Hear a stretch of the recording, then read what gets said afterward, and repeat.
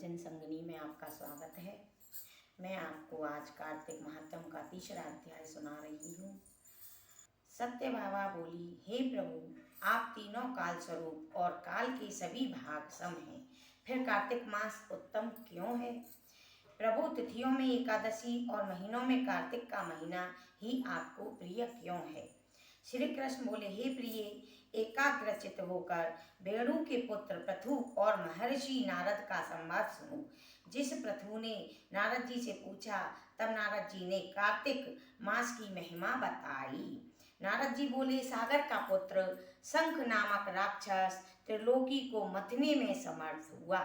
उसने सभी देवताओं को स्वर्ग से निकालकर इंद्रादि के अधिकार छीन लिए। सभी देवता डर के मारे अपनी स्त्री पुत्रों सहित बहुत दिनों तक सुमेरु पर्वत की गुफा में रहते रहे। जब देवता गुफाओं में रह रहे थे, तब शंखासुर ने सोचा कि मेरे देवताओं को जीतने पर भी वे बलवान हैं। ऐसा मालूम होता है कि ऐसा वेद मंत्रों से युक्त होने के कारण है, अतः वेद मंत्रों के हरण से वे बलहीन हो जाएंगे।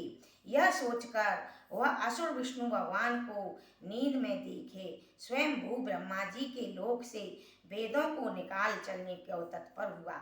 तब वे भय के कारण यज्ञादि के मंत्र और बीजों सहित जल में प्रवेश कर गई। तब तो शंखासुर भी उन्हें ढूंढता हुआ समुद्र में घूमने लगा, परंतु वेद कहीं भी प्राप्त न हुए। पीछे से ब्रह्मा जी सभी देवताओं के संग लेकर पूजा सामग्री इकट्ठी कर वैकुंठ में विष्णु भगवान की शरण में गए।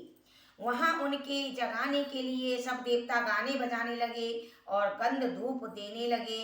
उनकी भक्ति से संतुष्ट होकर भगवान जाग गए। तब सभी देवताओं ने दर्शन कर 1650 से पूजा और साष्टांग दंडवत की। तब भगवान विष्णु उनसे कहने लगे, हे देवताओं, मैं तुम्हारी पूजा आदि मांगलिक कार्यों से प्रसन्न हूँ और तुम्हारी अभिलाषा पूर्ण करने का वरदान देता हूँ। जो मनुष्य आश्वन शुक्ल पक्ष की एकादशी से देवउठानी एकादशी तक पहर रात्रि रहे, तुम्हारी तरह भजन कीर्तन व मुझे प्रसन्न करे, मुझी को प्राप्त होंगे। मेरे लिए लाए हुए पाद्य अर्घ आचमन आदि अन्न गुण होकर तुम्हारी सुख का कारण होंगे। शंखासुर द्वारा हरण किए हुए जल में स्थित पैदा को मैं वेदों में शंखासुर को मार लाऊंगा। अब वे बीज मंत्रों से सब वेद प्रतिवर्ष कार्तिक मास में सदा जल में निवास करेंगे। मैं आज से जल में रहूंगा। तुम लोग भी संपूर्ण मुनियों सहित मेरे साथ आओ। इस लोक जो मनुष्य प्रातः काल स्नान करते हैं वह अज्ञात अमृत स्थान का फल प्राप्त करते हैं। जो कार्तिक में व्रत करते हैं उनको हे इंद्र तुम मेरे लोकों में पहुंचाना। तुम सदा विघ्नों से रक्षा करना। वरुण तुम उनके पुत्र आदि देना।